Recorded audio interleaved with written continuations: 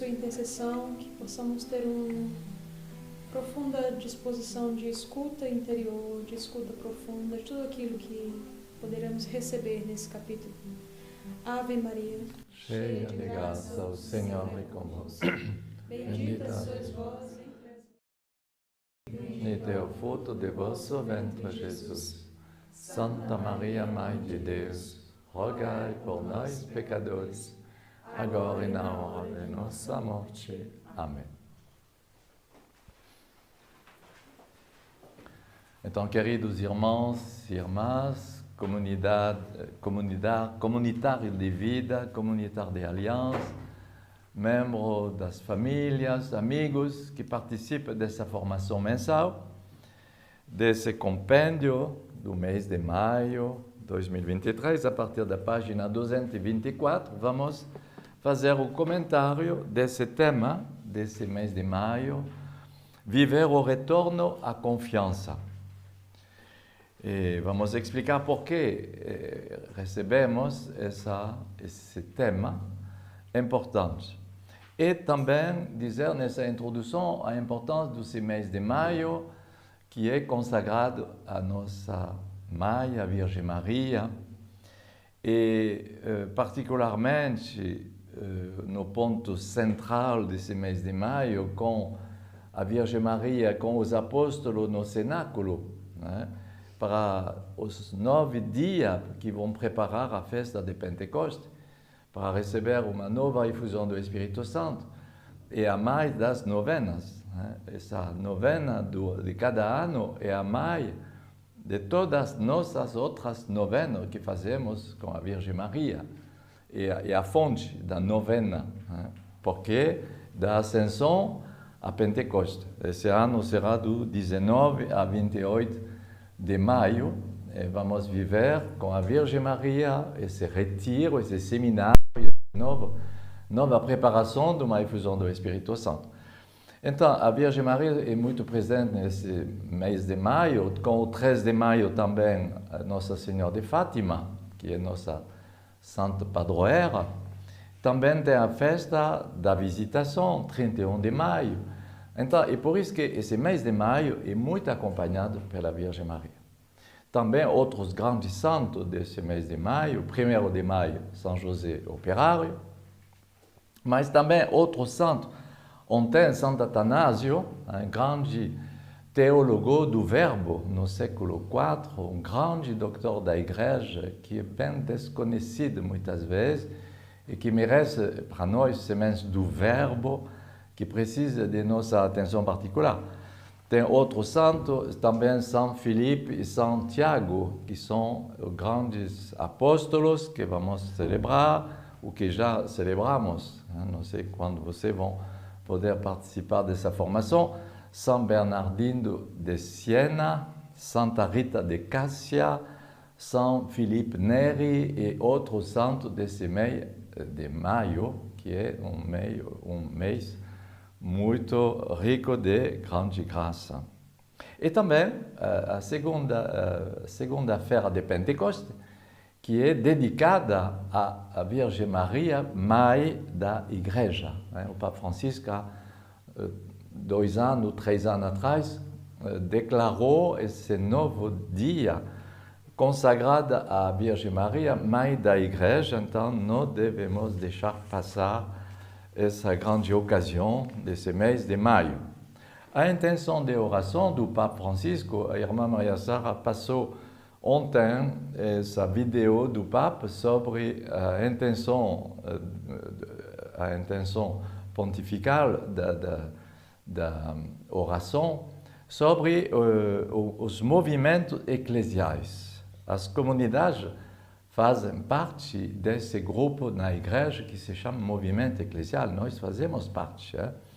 E ele sublinhou nessa mensagem para rezar por esses movimentos, porque eles são um dom e uma riqueza na igreja. Eles renovam a igreja pela capacidade do diálogo. Então, é bom de ouvir essa mensagem do Santo Padre para que nós nos ajustamos a sua leitura, a sua visão. Eles renovam a igreja pela capacidade de diálogo. Qual é verdade? Nós temos uma capacidade de diálogo. Ele descobre o seu carisma na criatividade do Evangelho. O carisma dos movimentos eclesiais provoca uma nova criatividade do Evangelho, a partir do Evangelho. Como, diz o Papa, como? Falando outras línguas, falando línguas diferentes. Significa que ele se confronta, que ele se engaja em outras culturas que não são fechadas sobre si. Né? Então, é importante. E trabalhando no serviço dos bispos e nas paróquias, para evitar o fechamento sobre si. Eles respondem às impulsões do Espírito Santo em frente dos desafios de hoje. E vocês, movimentos eclesiais, diz o Papa, você deve permanecer na harmonia da Igreja, que é um dom do Espírito Santo. E ele se inspira de São Basílio, que no Tratado do Espírito Santo, vamos ver no final desse capítulo, fala do Espírito Santo que harmoniza a Igreja. O Papa cita muitas vezes essa dimensão da harmonia segundo o Espírito Santo.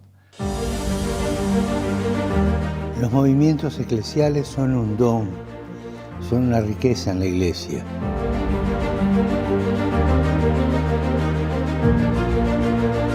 Estos son ustedes. Los movimientos renuevan la Iglesia con su capacidad de diálogo al servicio de la misión evangelizadora. Redescubren cada día en su carisma nuevas formas de mostrar el atractivo y la novedad del Evangelio. ¿Cómo lo hacen? Hablando idiomas diferentes, parecen diferentes, pero es una creatividad que crea esas diferencias, pero entendiéndose siempre y haciéndose entender, y trabajando al servicio de los obispos y las parroquias, para evitar cualquier tentación de encerrarse en sí mismo, que te puede ser el peligro, ¿no? Manténgase siempre en movimiento, respondiendo al impulso del Espíritu Santo, a los desafíos, a los cambios del mundo de hoy. Manténgase en la armonía de la Iglesia, que la armonía es un don del Espíritu Santo.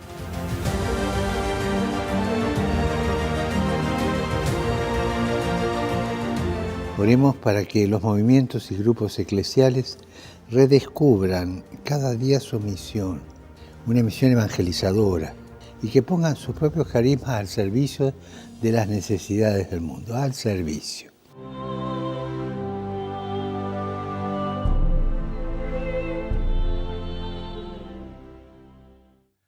Então, rezamos pelos movimentos eclesiais, os grupos eclesiais, as comunidades novas, a fim que se deixe renovar pelo Espírito Santo em frente das necessidades de nosso tempo atual.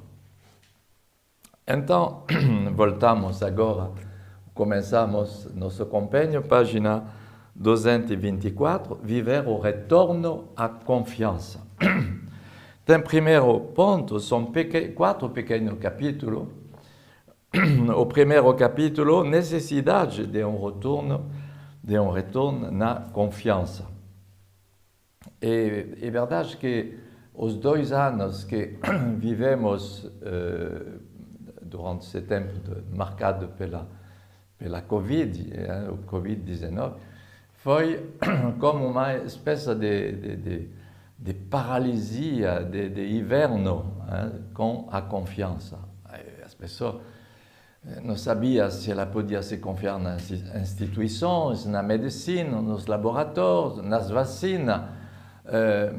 E do outro lado também na igreja surgiu esses anos passados, esses últimos anos, muitas situações de abuso, de várias categorias de abuso, abuso sexual, abuso de poder, abuso espiritual, abuso de tantas coisas.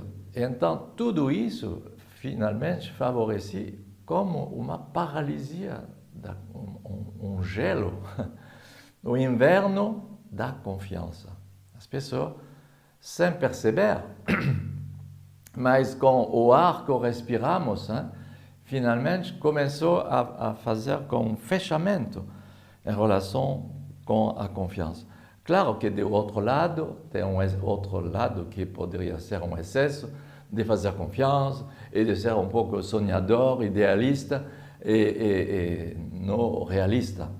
Podemos também cair na exageração do inquietismo que faz confiança em tudo, que é um pouco fora do real.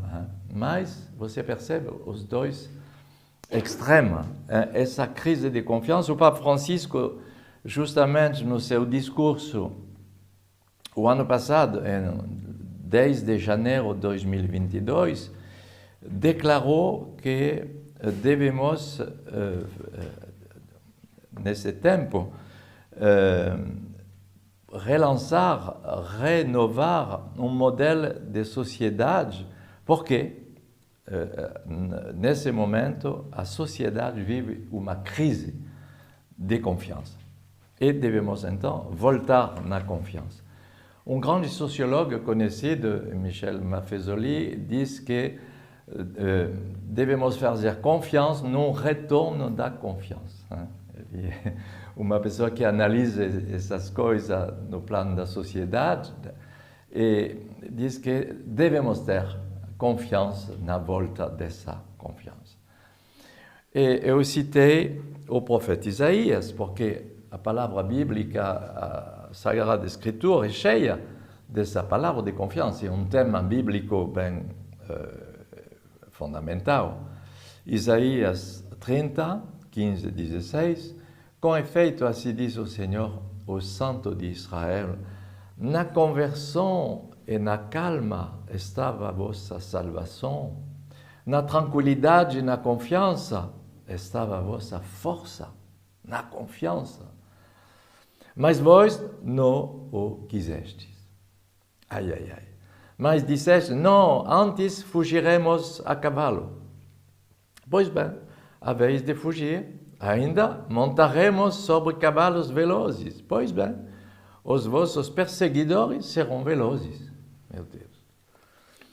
Então, você percebe que é uma graça fundamental da pessoa que quer viver na fé, em relação com Deus, em relação com os outros. A confiança é um fruto da fé. Aquele que não tem confiança é uma carência do lado da fé. E o que vai se passar se não fazemos confiança? Eu podia fazer uma lista nesse tema, mas o risco é de perder a alegria, porque a confiança é o próprio das crianças. As crianças são confiantes, mesmo se acontece. Podemos ver imagens na televisão da guerra na Ucrânia, e crianças que choram, crianças que são atingidas, que são feridas gravamente, mas ao mesmo tempo, crianças que continuam a brincar, continuam a viver como uma confiança de criança. Bom, e isso é o risco de, quando perdemos a confiança, é perder a alegria, perder a liberdade. E o que se passa depois? Nos centramos sobre nós. Quando perdemos a confiança, é um fenômeno automático, nos centramos sobre nós. Se não podemos contar sobre ninguém, se não temos confiança em ninguém, então eu vou me virar a mim mesmo. Então, o risco é depois de pensar que eu vou me salvar a mim mesmo. Jesus diz, aquele que quer se salvar vai se perder. Mas aquele que vai se deixar salvar vai encontrar a vida. Então, esse trabalho que é importante a bem pensar, de renovar nossa confiança e não se deixar recuperar por esse individualismo da desconfiança. Finalmente, é uma crise de individualismo. Eu vou decidir tudo de mim mesmo. Mas a pessoa que faz isso vai se fechar, vai recomeçar a analisar tudo, analisar o que ela vive em relação com o seu passado, ela vai tentar, nos pensamentos, de refazer o passado. Ah, eu não devia fazer assim, eu devia fazer do outro. Porque ela não vai escutar ninguém, nem Deus, e ela vai se fechar em seu mundo individualista. Então, essa crise de confiança é ligada ao individualismo, um fechamento que, finalmente, a pessoa depois não consegue controlar tudo, não consegue, e vai se fechar de uma maneira triste, desagradável. Então, vamos ver algumas outras citações. São Francisco de Sales, na página 225, vai dizer, no século XVII, São Francisco de Sales, um grande doutor da igreja e pastor, devemos elevar o nosso coração a Deus por uma santa confiança. E você se lembra, eu dizia, é um fruto da fé. Relacionar a Deus é se elevar nosso coração a Deus com uma santa confiança, uma forte fé em Deus, cujo fundamento deve estar nele e não em nós. Ah, eu não sei se eu acredito, eu não sei, porque você é muito centrado sobre ti. Se você é centrado sobre ti, você vai prestar atenção a todos os teus sentimentos, teus pensamentos e tudo isso, mas olha a Ele, não pensa. E como é um bem que vivemos quando passamos 30 minutos, 1 hora na capela, um primeiro bem que acontece é de se esquecer de si mesmo, de pensar a Deus, pensar aos outros, por quem devemos rezar. Ah, meu Deus! E saímos da capela sem pensar com si mesmo. Esse problema da desconfiança, justamente, é o contrário. A pessoa vai dever cuidar de tudo, se virar por tudo e refazer todos os pensamentos, todas as suas decisões. Ah, eu não sei se eu fiz bem. É um sufocamento. Então, São Francisco de Sales diz, o fundamento deve estar nele e não em nós, na medida em que somos levados a mudar, enquanto ele nunca muda. Deus permanece sempre tão bom e misericordioso, tanto quanto somos fracos e imperfeitos, como quando somos fortes e perfeitos, confiantes. O risco de ter muita confiança em si mesmo também, pode ser que nos pensamos formidável, nos pensamos maravilhoso. Costumo dizer que o trono da misericórdia de Deus é a nossa miséria. Isso é uma palavra que você pode guardar, memorizar.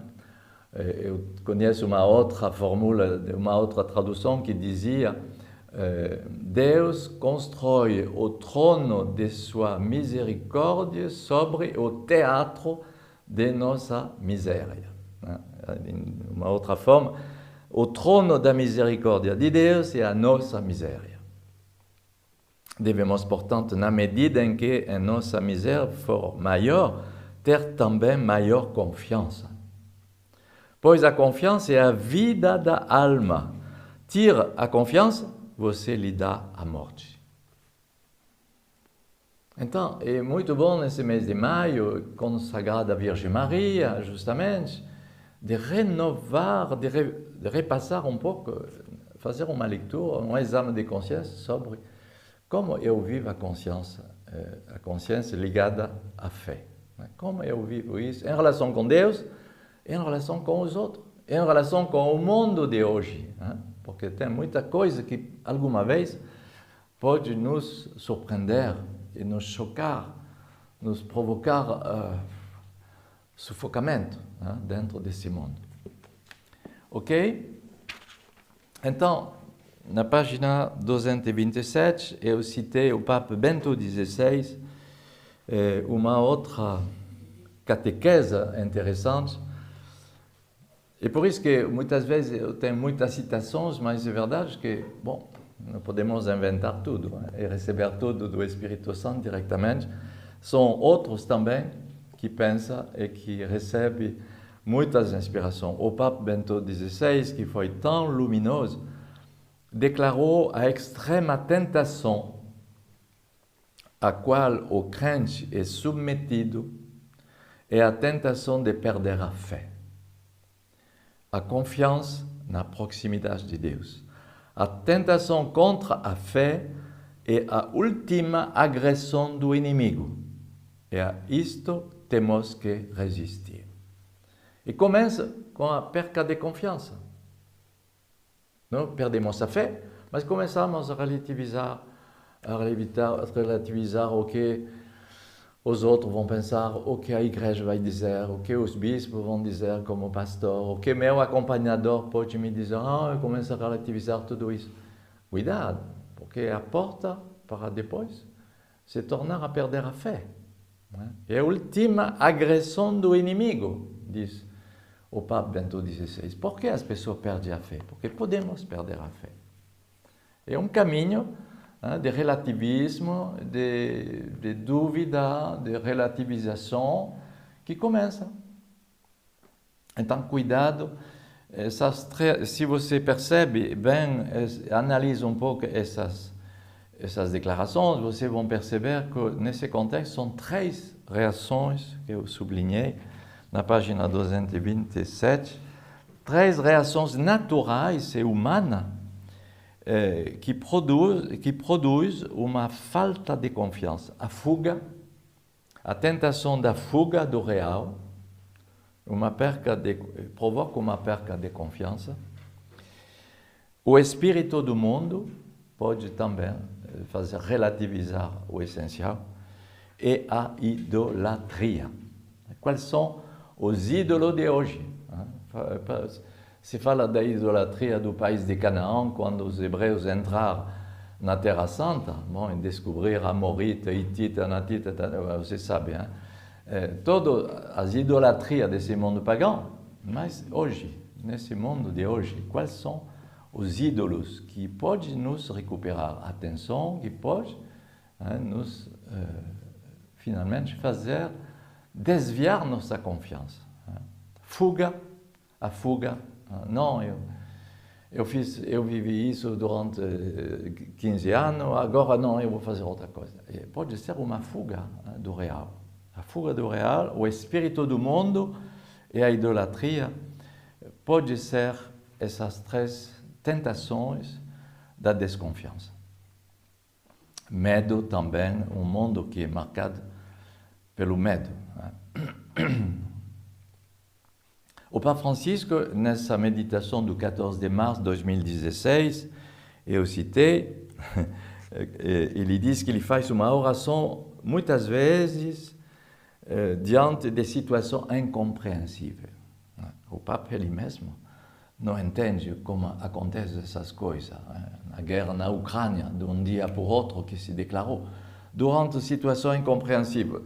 Pode ser uma doença também na minha vida que acontece. Por que acontece isso? E então ele diz que ele tem sempre uma oração bem simples. Senhor, eu não compreendo o que eu vivo. Não sei por que acontece isto, mas eu entrego-me a Ti. Olha, eu me entrego a Ti.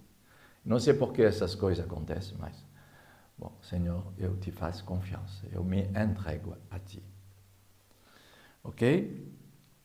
Então, essa confiança recíproca é uma grande força numa vida de uma comunidade, uma grande força quando ela, ontem acolhemos a família de nossa irmã, Maria Cristine, família cristã, se percebe que são pessoas que vivem da fé, que vivem da confiança, e que são alegres finalmente, que testemunham uma vida sadia, uma vida livre, alegre, harmoniosa.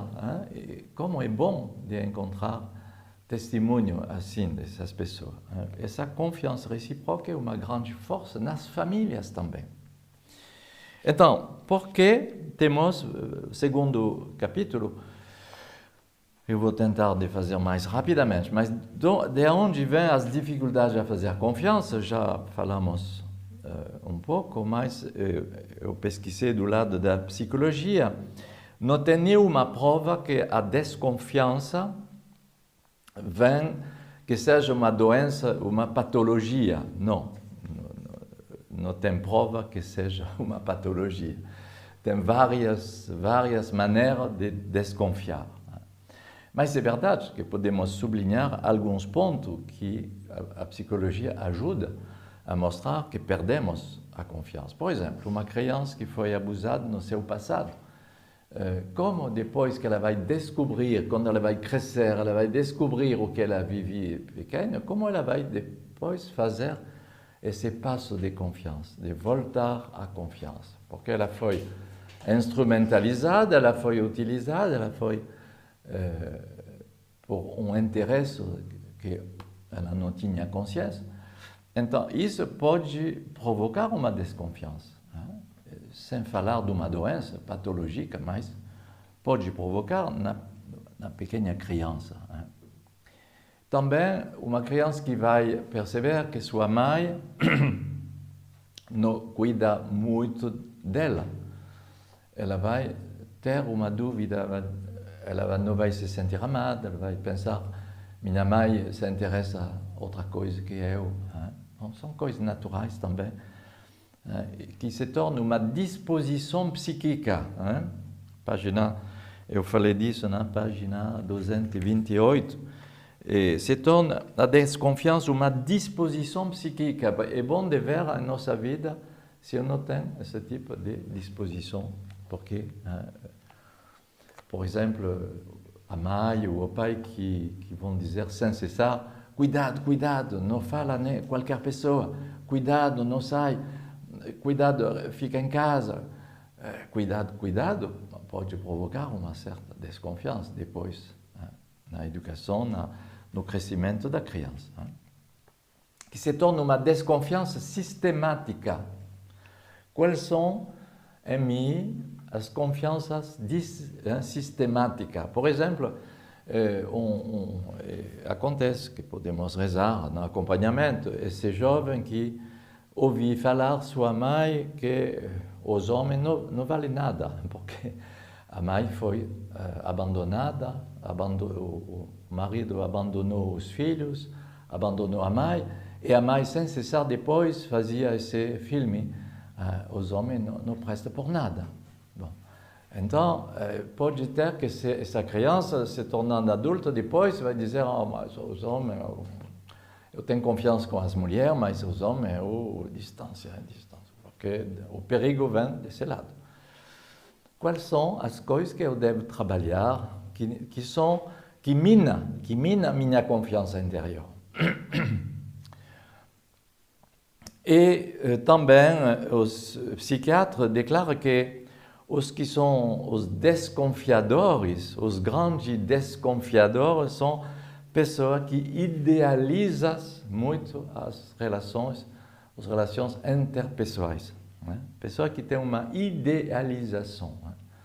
Alguma vez eu tremo um pouco quando um jovem diz, eu quero viver um casamento santo, eu quero fundar uma família santa.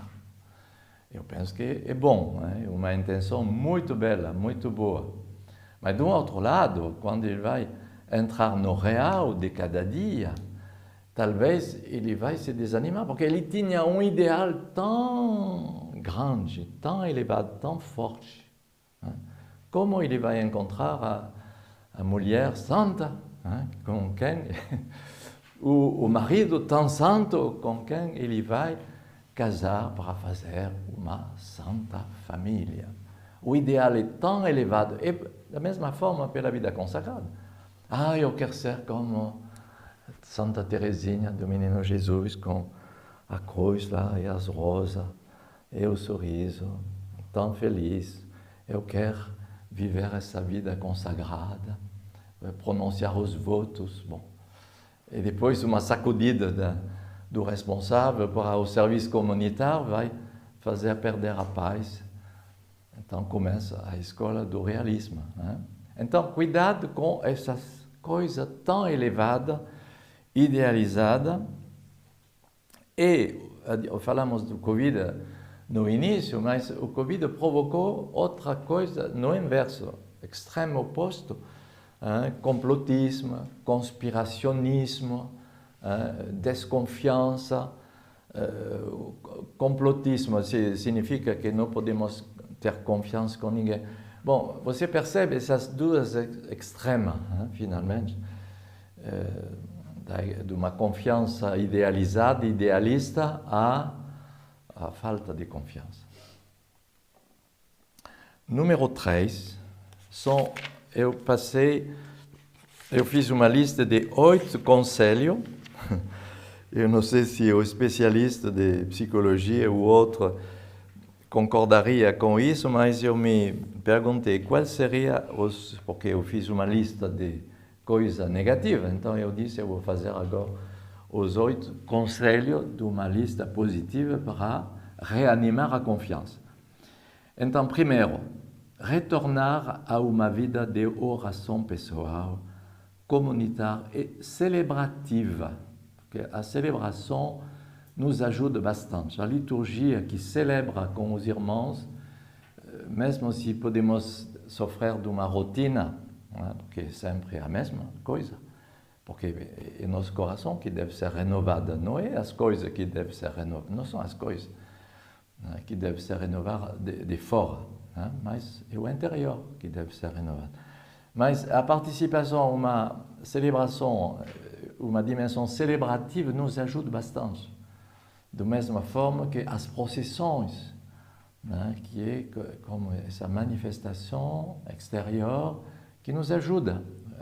A Via Crucis, que fizemos durante a Quaresma, peregrinações também, nos ajuda a concretizar nossa confiança. A partir da oração, da vida espiritual. Segundo, apoiar-se sobre um tutor de confiança. Você sabe que as plantas de tomate, por exemplo, as irmãs aqui em Roma fazem pequenas plantações de plantas de horta, de tomate, salada. Bom, a salada se vira sozinha, não precisa de tutor, mas a tomate precisa de tutor, porque ela tem um eixo lá um ramo que não é forte. Então, ela precisa de tutor.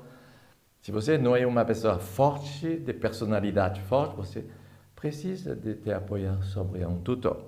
Um tutor de confiança, um acompanhador espiritual, o seu responsável, uma irmã, um irmão que é mais forte, decidido na sua personalidade, sem depender dele.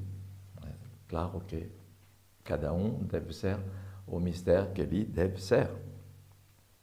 Terceira, verificar bem de onde vem esta falta de confiança. Bom, já falamos disso. Muitas vezes devemos procurar sua origem na infância, como acabamos de dizer. 4, revisitar os pensamentos, depositando-os em Cristo, através de uma boa formação centrada na palavra de Deus e no ensinamento da igreja. Mas, alguma vez, são pensamentos tortos, pensamentos obsessionais que devem ser depositados e que devem ser confiados a Jesus no acompanhamento, porque são coisas que nos condicionam de uma maneira permanente. 5, obedecer aos conselhos e exercícios espirituais propostos. Não é só de se apoiar sobre um acompanhador, precisa também de seguir os conselhos e de aplicar os conselhos, obedecer. 6, não se instalar na passividade.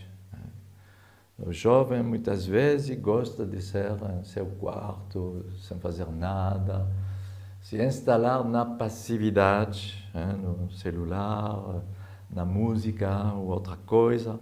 Mas, ao contrário, aprender a reagir antes que a indecisão, a hesitação e as dúvidas se instalem. Eu estou duvidando. Mas a dúvida não chegou agora. A dúvida começou no caminho. Judas traiu Jesus, Mas não foi de um dia para o outro. Ele começou já a colocar dinheiro de um lado para ele, porque ele amava. Né? São João diz que ele amava o dinheiro. Ele era um ladrão. Para falar disso de um apóstolo é terrível. Então, as coisas não acontecem de um dia para o outro. Né? Devemos prestar atenção e vigiar para não entrar nessa passividade, nessas indecisões, hesitações, dúvidas que começam. 7. Aprender a relativizar as coisas pouco importantes. São pessoas que fazem um drama para a coisa que não vale a pena. Guardando na memória as experiências positivas, memorize as coisas positivas.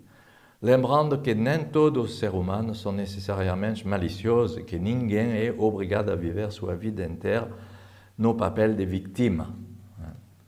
Muitas vezes, uma pessoa que gosta de ser numa postura de vítima. E, enfim, servir, doar-se a si mesmo, tornar-se mais missionário, sair de si. E assim que nos ajuda a reeducar a confiança em nós, eu sublinhei depois a importância da virtude da esperança. Para refazer a confiança, precisa da virtude da esperança que recebemos ao batismo. A esperança é a virtude que nos coloca a caminho. Ela dá asas à nossa fé, asas para voar, avançar, correr. O Espírito Santo, claro, nos ajuda a fazer esse exame de consciência para voltar na confiança em Deus. Santa Teresa de Lisieux, é a confiança, e nada mais que a confiança que deve nos conduzir ao amor. E essa palavra, ela vem de uma experiência, de uma prática, não é uma coisa teórica que ela diz. Então, último capítulo, a graça do batismo do Espírito Santo. Que, como dizemos no início, nesse mês de maio, vamos viver o seminário do Espírito Santo. São Basílio, em seu tratado sobre o Santo Espírito, diz que o batismo no Espírito é a experiência de renascer da água e do Espírito. Da água do batismo, que purifica, não é que ela purificou quando éramos bebês, mas ela continua de nos purificar. Essa água do batismo nos purifica, como também o sangue de Cristo que recebemos na Eucaristia nos purifica.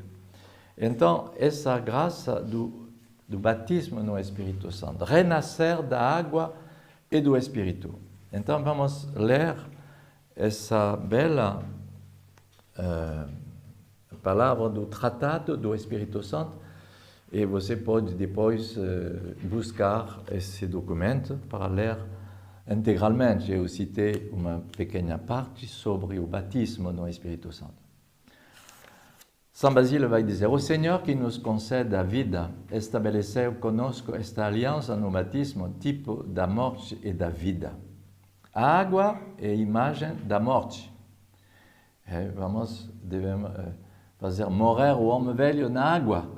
Descemos na água, na piscina do São João do Latran, que você conhece aqui em Roma. Podemos ver os degraus para entrar na piscina inteiramente. Somos numa imersão total na piscina, para mostrar que o homem velho morre. E sai do outro lado, nos degraus, sai o homem novo ressuscitado em Cristo. A água mostra a morte e o Espírito a vida nova. Por que a água se acha ligada ao Espírito? Porque o batismo tem dupla finalidade: eliminar o corpo de pecado, a força e a organização do pecado, que é como um corpo, a fim de não produzir mais fruto de morte, isso deve morrer na água, e fazer viver o Espírito, fructificar para a santidade. A água apresenta a imagem da morte, pois acolhe o corpo, à guisa de uma sepultura, enquanto o Espírito infunde a força vivificadora, renovando as nossas almas. Conta com a força do Espírito Santo. Pede o batismo do Espírito Santo para receber uma força nova para lutar, para reagir, para modificar os comportamentos, as reações malignas. E por isso que precisamos de refazer cada ano esse batismo no Espírito Santo, para transformar de uma maneira batismal nosso comportamento. É isto que se chama nascer do alto, na água e no Espírito. A morte se realiza na água, mas o Espírito nos transmite a vida. Em 3 imersões, em igual número de invocações, cumpre-se o grande mistério do batismo. Para figurar o tipo da morte e iluminar os batizados pela transmissão da ciência de Deus. De fato, se existe na água uma graça, esta não provém da natureza da água, mas origina-se da presença do Espírito. Com efeito, o batismo não consiste em lavar-se para tirar manchas carnais, mas em suplicar a Deus uma boa consciência, que Ele vem fazer a nós uma nova e uma boa consciência. Por meio do Espírito Santo, realiza-se a restauração do paraíso, a subida ao reino dos céus, o retorno à adoção filial. Ele quem nos dá a ousadia de chamar a Deus de Pai. Ele renova nossa confiança em Deus Pai. Possibilita a nós participar da graça de Cristo, ter o nome de filhos da luz, partilhar a glória eterna em uma palavra, recebermos a plenitude da benção nesse século e no século futuro. Renovar o batismo no Espírito Santo é para pedir mais plenitude no Espírito. Nós somos cheios do Espírito Santo, é como a Virgem Maria. Alegra-te cheia de graça. Ela foi encontrada pelo anjo Gabriel cheia numa plenitude do Espírito Santo, o que nós não vivemos ainda. E por isso que cada ano precisamos de renovar o batismo do Espírito Santo, que eu seja mais pleno, mais preenchido do Espírito Santo, que essa vida do Espírito seja mais forte em mim que o ano passado.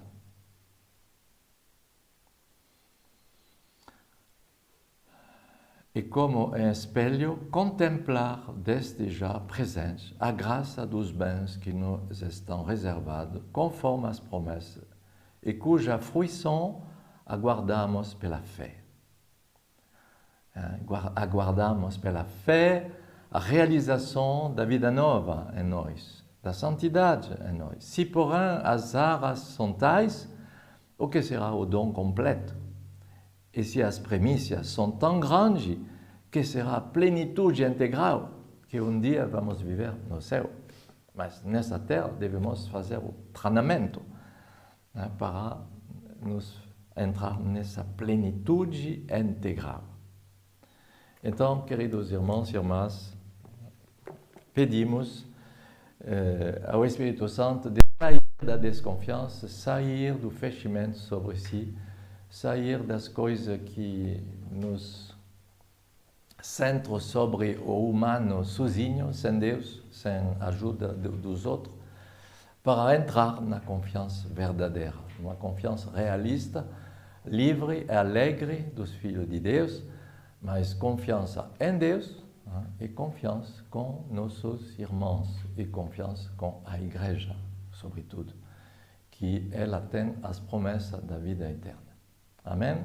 Que o Senhor nos renova do seu Espírito Santo durante essa festa de Pentecostes com a presença e a ajuda e a intercessão da Virgem Maria. Ave Maria, cheia de graça, o Senhor é convosco. Bendita sois vós entre as mulheres, e bendito é o fruto de vosso ventre, Jesus. Santa Maria, Mãe de Deus, rogai por nós, pecadores, agora e na hora de nossa morte. Amém.